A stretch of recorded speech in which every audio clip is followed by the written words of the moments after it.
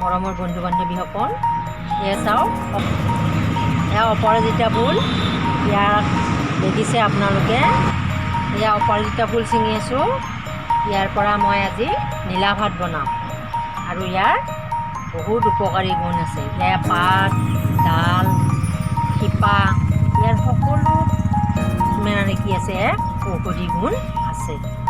আপোনালোকে দেখিছে এইখিনি, যেতিয়া মানে বৰষুণ আহিব খৰাহি ভৰ্তি হৈ যাব ফুলেৰে, কিন্তু আজি এতিয়া খৰাং বতৰৰ কাৰণে ফুল অলপ কম আছে, গছৰ কালাৰো অলপ বেলেগ হৈ আছে।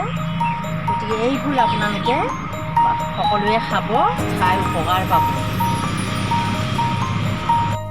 এয়া অপৰাজিতা ফুল, এইবোৰ সজীৱ ফুল আৰু এইবোৰ মই শুকাই থৈ দিম। অফ ছিজনত অৰ্থাৎ ঠাণ্ডাৰ দিনত ফুল তেনেকৈ নুফুলে, তেতিয়া আমি এই শুকাই থোৱা ফুলবোৰেৰে খাব পাৰোঁ। আজি মই আপোনালোকলৈ মানে ভাত বনাই দেখুৱাম, নীলা ভাত বনাই। যে ফুলখিনি প্ৰথমতে ধুব লাগিব। এয়া মই কেঁচা ফুলখিনি নিদিওঁ, শুকান ফুলখিনি দি দিম। কেঁচা ফুলখিনি মই চাহ বনাই দেখুৱাম। ইয়াতে ভালকৈ ধুই ল'ম। এইখিনি গুচাই দিবও পাৰে এনেকৈ, আৰু গুচাই নিদিলেও একো নাই। ইয়াত ধুই ল'লোঁ।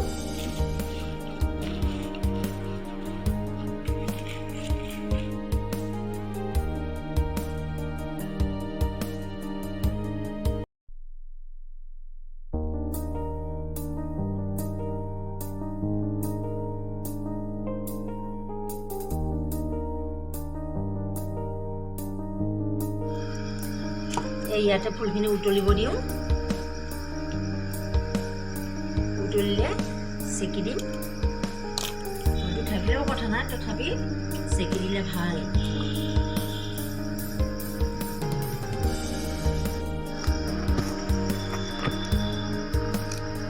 এয়া ফুলৰ ৰং উঠিছে।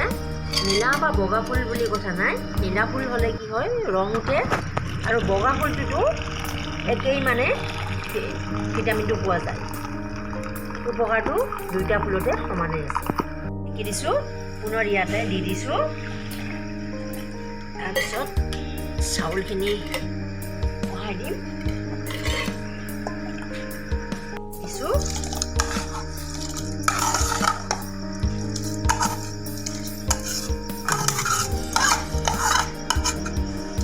ইয়াত হ'ব আৰু হুইচেল আহিব।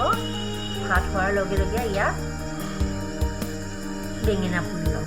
বেঙেনা পুৰিলে তেল লগাই ল'ব লাগে, তেতিয়া বাকলি পেলাবলৈ সহজ। তেনেকৈ অলপ কাটিও দিব লাগে।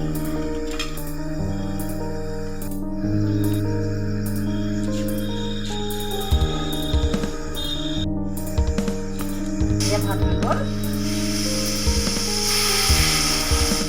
এই জুইতে বেঙেনা পুৰি